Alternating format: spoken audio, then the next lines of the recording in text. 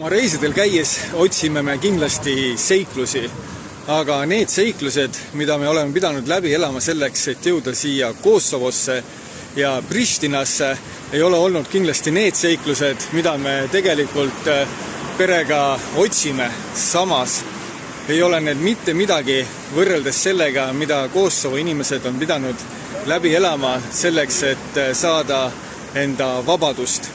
Ja asi, mis sümboliseerib seda nende vabadust kõige rohkem siin linnas, on võib-olla see Newport monument, mida ma teile kohe näitan.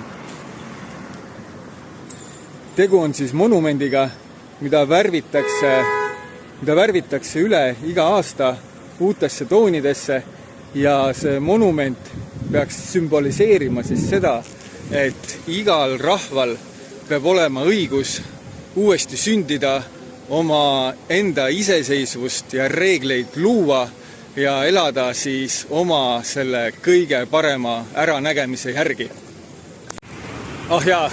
Ja kui te tahate teada, mis kuradi seiklusi me oleme läbi elanud siin selleks, et Kosovosse jõuda, siis tellige meie sotsmeedia ja eelkõige siis ma mõtlen meie YouTube'i kanal Arvi Teeriet.